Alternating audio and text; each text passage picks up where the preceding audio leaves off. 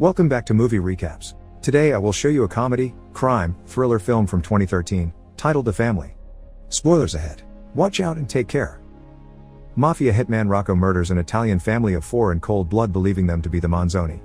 He cuts the finger off the father and sends it to mafia boss Don Lucchese, who is currently in jail, but after testing the fingertips, they confirm Rocco killed the wrong people, so he is ordered to keep looking. The real Manzoni family is leaving the USA to live in Normandy, France under the FBI's witness protection program.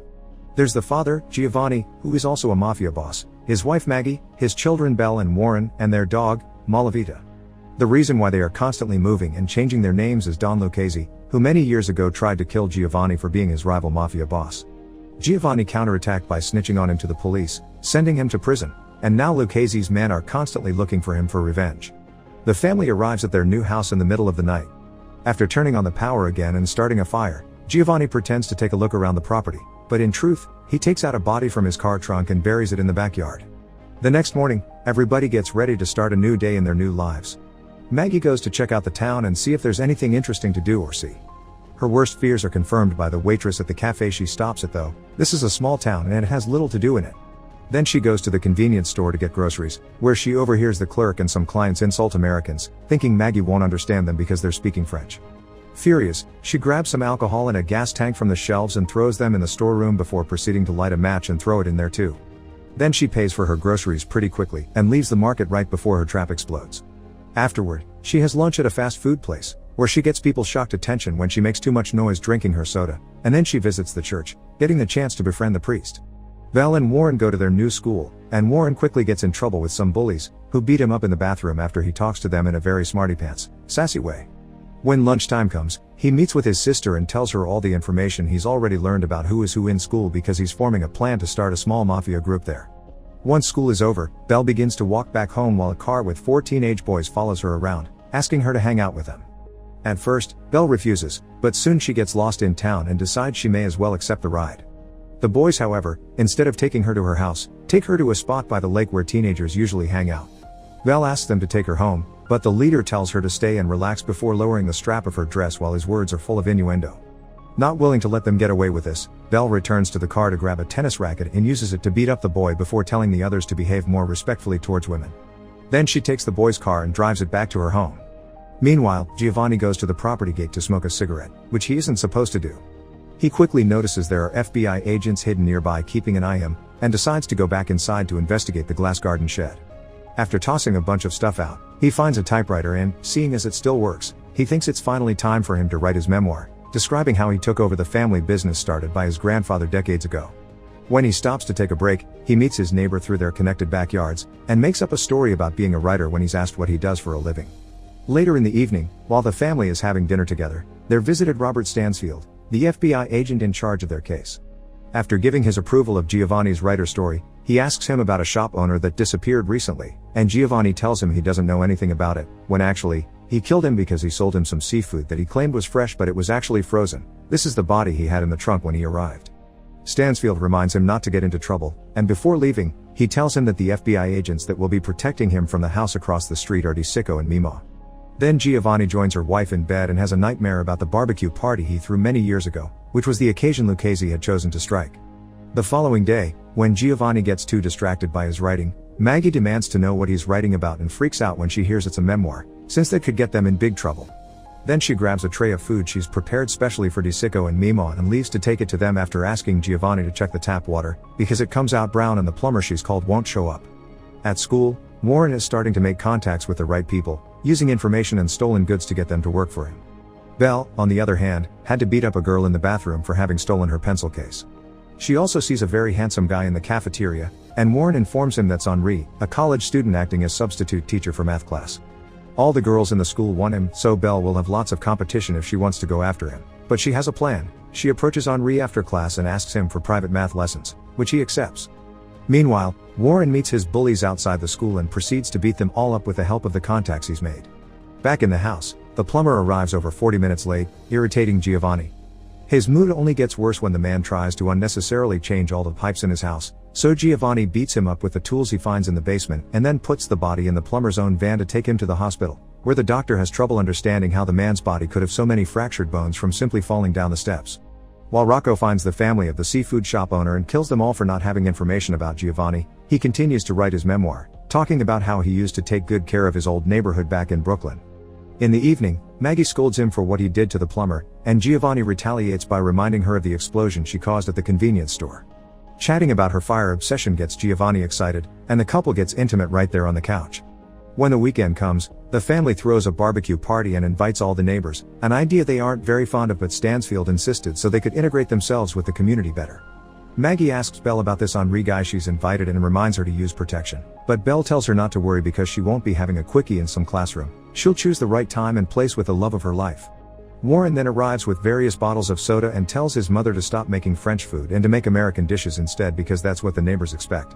Turns out he's right, the neighbors have come to see the eccentric Yankees and are happy to eat their weird food. Even DeSicco and Mima are allowed to leave their watch room and join the fun. The only one missing is Giovanni himself, who Belle finds in the garden shed. Writing his life down like this has been like looking at himself in the mirror for hours, and he's realized he regrets not having been a better father for his children and having put them in these tricky situations. Belle, however, doesn't agree and tells her she considers him the best dad in the world. Now in a better mood, Giovanni joins the party, only to get irritated again when the neighbors start trying to teach him how to start a grill fire. Giovanni imagines all the ways he could torture them for being rude, but thankfully, before he can do anything stupid, he's interrupted by the recently arrived Stansfield. The two men talk in private, and Stansfield informs Giovanni that people in the White House are worried about this book he's writing because it could get many people in trouble, but Giovanni promises he's doing it for himself and doesn't plan to release it to the public. He also tells him that Giovanni snitching on Lucchese has been the best advertising the FBI has ever had, and nowadays, more and more members from Giovanni's old mafia gang are giving up information in exchange for protection in order to live a safer life. At the end of the party, Belle is disappointed that Henri didn't show up. The following day, Giovanni goes to see the mayor to discuss the brown water problem. The man doesn't have a solution though, and Giovanni imagines himself beating him up for it before leaving the office without creating any kind of trouble. Next, he visits the water company, where he confirms the water already arrives dirty to their reserves, and one of the workers there gives him a clue behind the cause, a local fertilizer factory. Giovanni visits that factory next, and when the boss proves to be unhelpful and rude, Giovanni ties him to the back of his car and drags him down the road until he's ready to confess. The man explains to him how to find the turbine he must deactivate to get clean water, and now that he has the information he needs, Giovanni leaves him in the middle of the road with his bike after promising to cut his balls if he ever tells anyone what happened. When he returns home, he finds Stansfield reading his manuscript, who quite likes it but still scolds Giovanni for writing it in the first place. Meanwhile, Maggie continues to visit the church, and the priest manages to convince her to do a confession with him after promising her everything she tells him is confidential. The things she says are so disturbing, however, that they haunt the priest for a week and he forbids her from entering his church ever again. At school, Warren has forgotten to write something for the school paper as he had promised, so only having 5 minutes to hand something in, he ends up quoting Lucchese from the time he met him as a boy. The newspaper passes from hand to hand all over the place, used to be read in the plain or wrap things, and that's how it makes it to Lucchese's cell. The old man immediately recognizes the quote and sends his men to Normandy to find Giovanni once and for all. After class, Belle visits Henri at his classmate and they end up making love against the door after she locks it.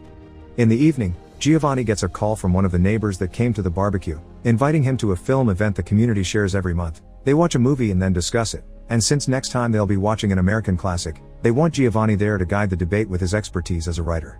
Giovanni accepts, and since the FBI listens to all his calls, Stansfield shows up minutes later to tell him what an awful idea it is. Giovanni doesn't agree, he thinks this is a great way to show they're fitting in, and makes Stansfield accept to come to the event with him. The following day, Warren's violent and criminal activities are discovered by the school board, so he rushes back to the house to get some money and fake documentation in order to escape to Paris and start his own illegal business there as his father had done at 13. Before leaving, he says goodbye to his sister, who is depressed because she's fallen in love with Henri, but for him, she's only been a fling and now he's graduated, he will live in Paris too. Giovanni leaves a doll on his seat so the FBI thinks that's him, and sneaks out of the house to plant a bomb on the turbine that makes the water brown. Afterward, he meets with Stansfield and together they go to the film event, where they discover they'll be watching Goodfellas. Stansfield thinks this is even a worse idea now, but Giovanni points out leaving before the movie starts is even more suspicious. After the movie is over, Giovanni is asked to tell the audience about how accurate to real New York is, and Giovanni can't help it anymore and starts telling stories about his life there as a mafia boss, which the people present think it's fictional. Stansfield still doesn't approve though, and thinking Giovanni is out of control, he calls DeSicco and Mima to tell them to round up the family and begin Plan B. In the meantime, Warren is at the station, waiting to take the train to Paris, and Belle is on the roof of a house while calling Henri on the phone, threatening to kill herself if he doesn't take her back. At that moment, both siblings see a group of mafia hitmen arrive in town, so they decide to go back to the house to warn their parents, especially after Warren tries to call them and gets no response because Maggie couldn't get to the phone in time. The hitmen kill everyone in the police station and use their records to find Giovanni's address. They also kill the firefighters and cut the tires from the fire trucks. While Maggie joins DeSicco and Mima to ask about her children because they aren't home, an explosion goes off in the city. It's the bomb Giovanni had planned, which he programmed to explode right now so he could use the film event as an alibi. Stansfield drives him back to his house and drops him there, warning him not to come out while he goes to talk to the police. Maggie also wants to return home, but as soon as she steps outside, she sees the mysterious men in black and goes back inside with DeSicco and Mima, where she tries to call the house but her husband won't pick up the phone. The hitmen arrive at the house and make it explode, killing as well any neighbor that comes out to see what the noise is about. Luckily for Giovanni, he survives thanks to hiding in the garden after hearing Malavita bark as an alert. Maggie wants to go see him, but as soon as DeSicco and Mima approach the door, they're instantly killed by one of the hitmen that threatens to take advantage of Maggie before ending her. Giovanni arrives at that very moment and jumps on the hitman, asphyxiating him from behind while Maggie looks for a knife that she uses to stab their attacker for good. Meanwhile, while all the hitmen are busy investigating the ruins of the house and arguing over if they should kill the dog or not, Warren and Belle arrive and steal some of the hitmen's weapons from the trunks of their cars. A gunfight ensues then, where Warren and Belle manage to kill most of the hitmen except for Rocco. With Warren unconscious after getting hit by recoil, Belle leaves him on the ground and starts running away, hoping Rocco, having run out of bullets, will work to her advantage. The old man is surprisingly resilient though, and he chases after her until Stansfield suddenly shows up and runs over him with his car. The hitmen may be all dead, but the family's identity has been discovered, so they have to relocate to a new town with new names again. Giovanni, however, is happy that got to tell his story to a crowd, even if they all thought it was fake. Make sure to subscribe and turn on notifications so you can watch more videos like this. Thanks for watching.